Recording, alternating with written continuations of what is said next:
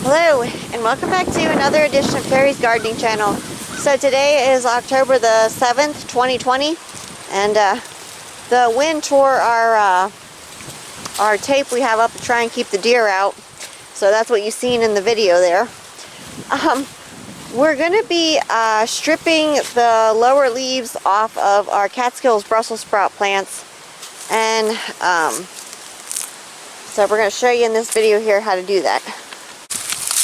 So you can see the Brussels sprouts are on there, and we're just snapping the lower leaves off here.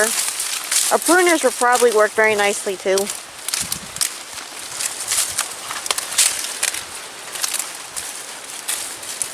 Okay, what's supposed to do is get your heads to get solid. Some people do it earlier than this. We just didn't get it done early. But you take it up pretty high. You just whip them back and forth and you break off.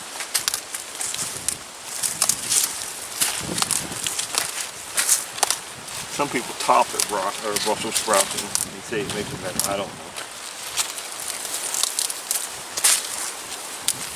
Okay. We won't pick these until it really gets cold, because that makes them sweet. So you can see here what we have left, and this is nice and full of Brussels sprouts here. Now, hopefully the deer don't get in and eat them. We've had the deer get in already in previous years and eat them. Now last year was the first year that the deer stayed out. So what we're doing here with this is these here, you might want to take these off because these will continue to open, and you want them to get nice and round and larger for you. And by taking the leaves off, it's supposed to push the energy into the Brussels sprout heads themselves. So that's, we take the leaves off. We tried topping them one year, that didn't work for us. So I'm going to show you the two plants that we had from last year. They overwintered through. They are supposed to be a perennial. We're gardening in Pennsylvania in zone 5B.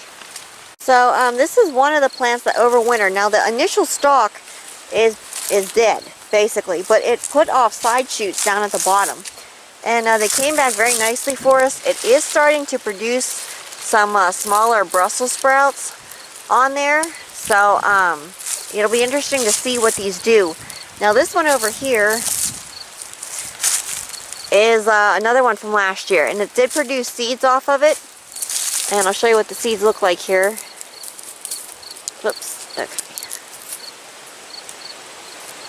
And these are viable seeds here, and you can see a lot of them dropped, and there's all kinds of little Brussels sprouts coming up here. Now this is an heirloom Brussels sprout, so they did seed true, and these are going to be more adapted to our growing climate because of the cold, and because it survived through the winter. So these would be really great to harvest the seeds off of this plant here because it survived through the winter. But you can see all the little Brussels sprout plants down there. They just kind of came up everywhere, and really good seeds, really good germination rate. And sometimes your Brussels sprouts don't always stay standing. So this one kind of fell over, but I mean, it's loaded with Brussels sprouts on it. And we're taking the leaves off of it here. So you can see how it grew there.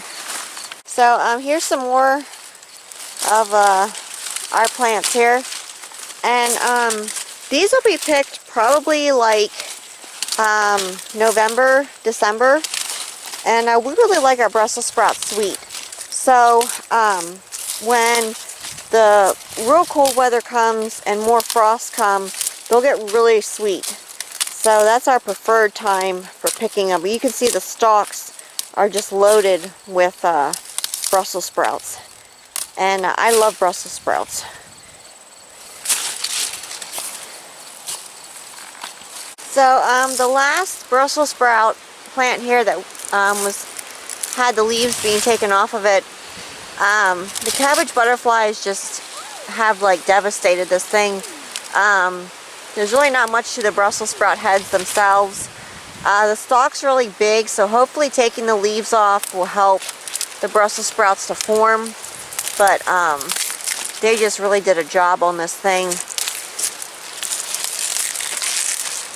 And pretty sad because this would have been a beautiful plant for the Brussels sprouts to have been on, but there's still some on it, but they really damaged them.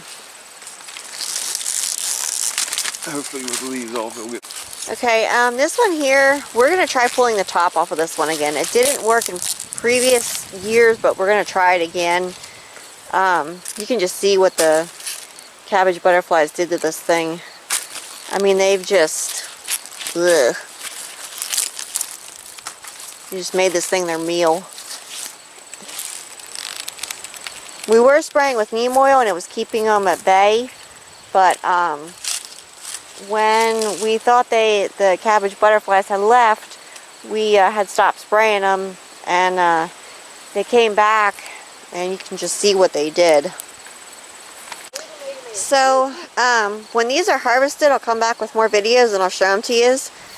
So if you like my video, please like, comment, subscribe. Please don't forget to hit the little notification button all times I put a new video on. You can also follow me on Twitter. I'll have a link down in the description for my Twitter account. Thank you for watching and have a nice day. Bye.